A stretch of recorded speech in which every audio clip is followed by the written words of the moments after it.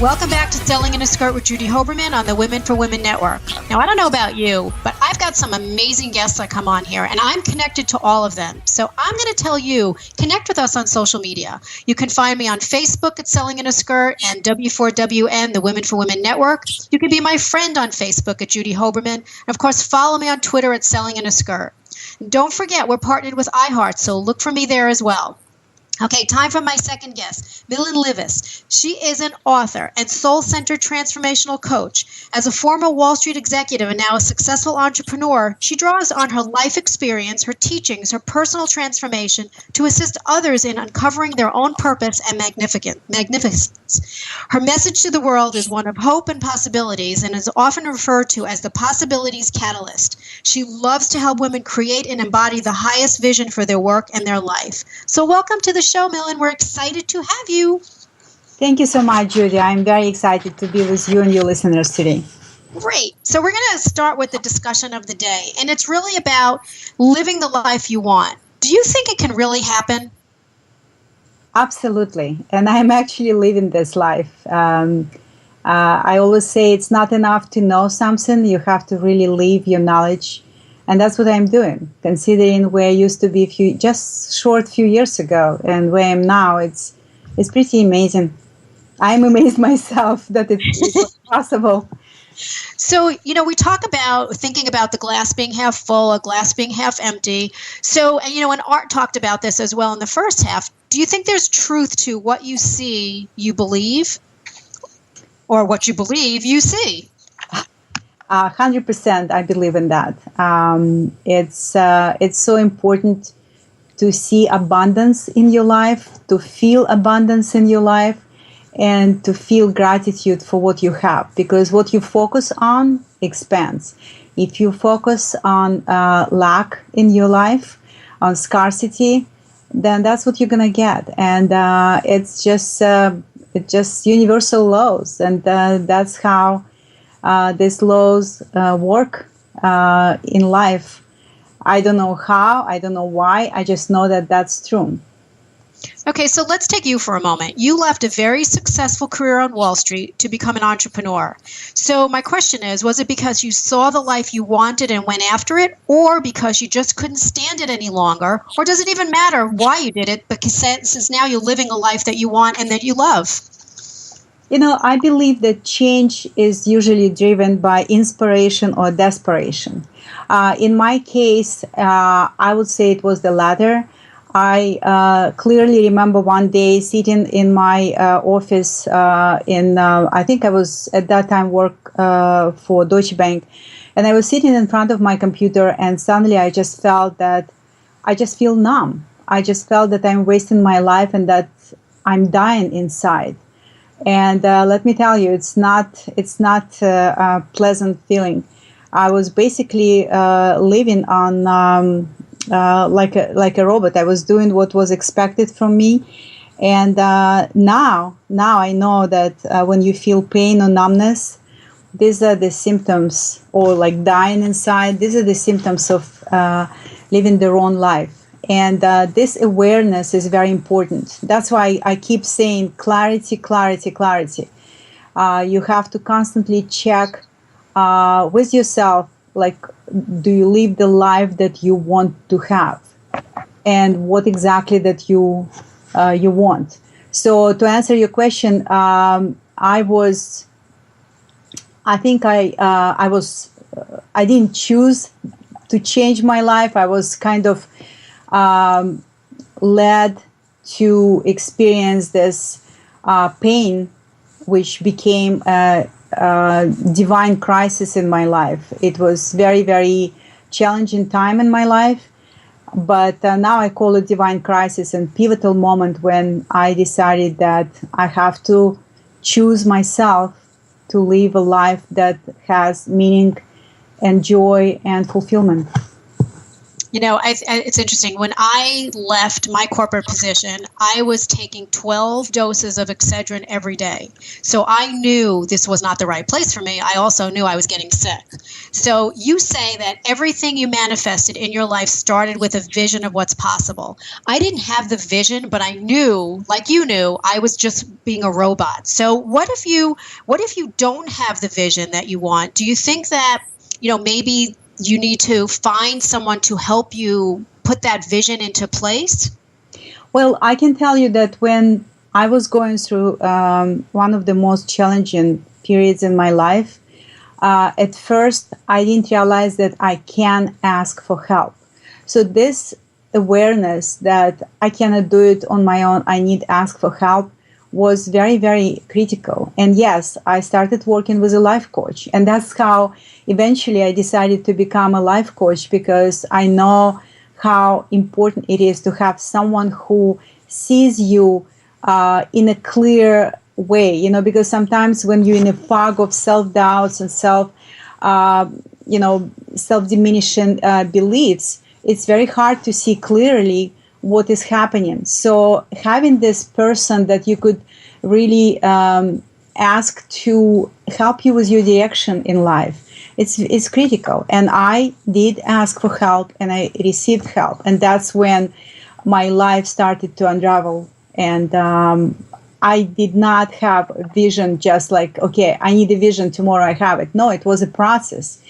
But it all starts with acceptance where you are, because we often fall into this gap of comparing yourself, or, I'm a failure, why she has this that I would like to have, or I deserve. But I think acceptance of who you are and where you are is the first step. And then from there, you go and you really find clarity about what is it that you want in life. Because sometimes we don't really ask this question, what do I want? Mm-hmm. For the longest time, I was a caretaker for everybody in my life without really taking time and ask myself, what do I want to do in life? And what do I want to do as my work?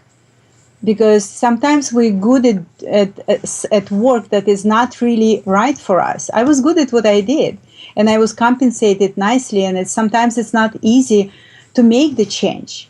But now I know that even though change could be sometimes scary and painful, but nothing is as painful as staying stuck where you don't belong.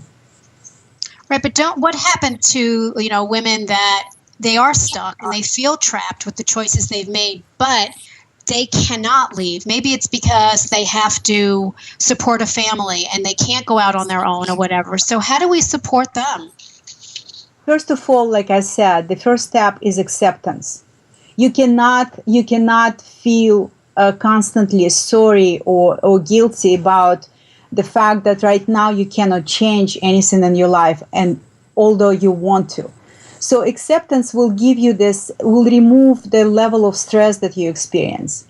So I always say, start with accepting your circumstances, because sometimes you do. I was working as a florist when I just came to the United States, and my level of English was not enough. I was working as a florist, even though I was trained as a physicist. So every situation in your life, every job in your life is a stepping stone to where you want to go. And this respect for your current circumstances is important. But just as important is to know where you want to go. What do you want to have in your life?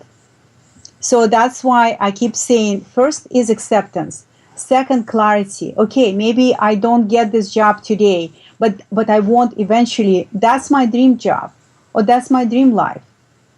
Just keep this in mind, because somehow universal power will work with you if you're willing to do the work. So once you honor yourself and get clear that you want to start moving toward something that you want, you have to be clear about what is it exactly that you want. So you have to uncover your life passions, right? So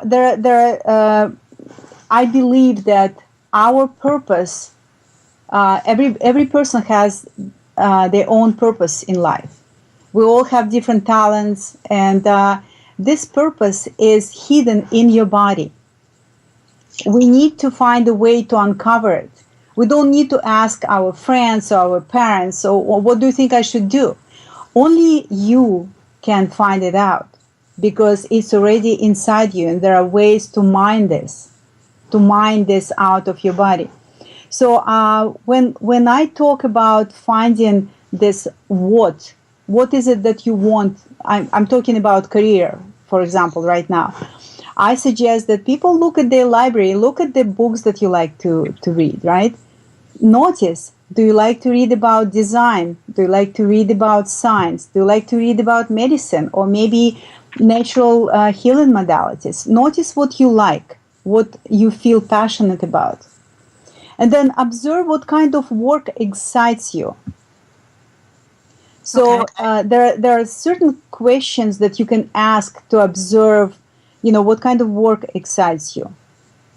For example, what are your professional heroes, and what career you would like to have, just from the distance, right? And whose career you envy or admire. And where do you see yourself in 5 years or 10 years? Okay, so let me ask you a question. You call yourself a possibilities catalyst. I love that title, by the way. Are you one that helps somebody see the possibilities that they can then work towards and get clarity and focus and everything else? Is that what you're doing for, to help them get to where they need to be, should be, or want to be? Exactly right, Judy. The thing is that sometimes when we focus on what we're lacking, we get more of it. But everybody has opportunities and possibilities around them.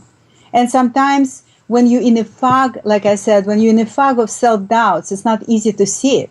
Mm-hmm. Sometimes I could not see my possibilities, and I needed my life coach that would notice that and bring them into my focus. And once I started focusing on that, things started, expanding in terms of possibilities, not lack of thereof. Okay.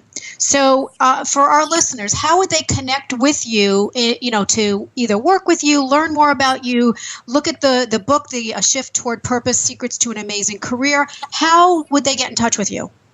Well, I have a website called Dare to Change Life. Dare to Change Life. DARE to Change Life. One word. DareToChangeLife.com.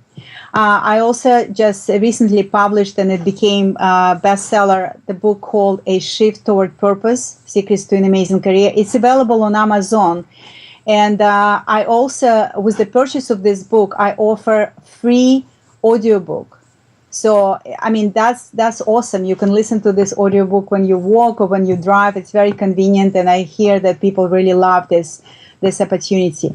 And I offer a discovery call. It's complimentary discovery call with me to get clarity on where do you really are right now, where do you want to go, and see if working with me would benefit you, if I'm the right person for you to help you to get where you want to be.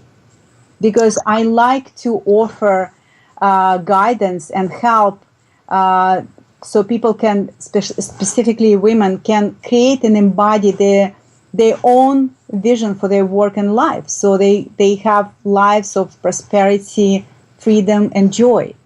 That's my passion. That's I really through a lot of challenging times, I came to conclusion that Dare to Change Life coaching is my journey, is my passion and my purpose, and that's what I do. Okay, so you now have the platform to talk to millions of women. What do you want to leave them with?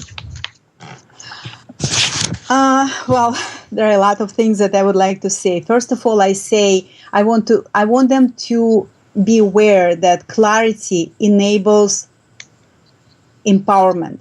They have to be clear about what they want, because not all women are clear about what they want. They focus on other people that they take care of. And I also want them to know that it's important to live in alignment with their dreams. And I hope that they will dare to use their power and their strengths to serve their vision, because women are powerful. Absolutely. Well, Millen, I want to thank you so much for taking the time to join us on the show today. You are definitely an inspiration. You're doing some incredible work, and I hope we can continue our relationship together. Would love to. Thank you, Judy. Thank you.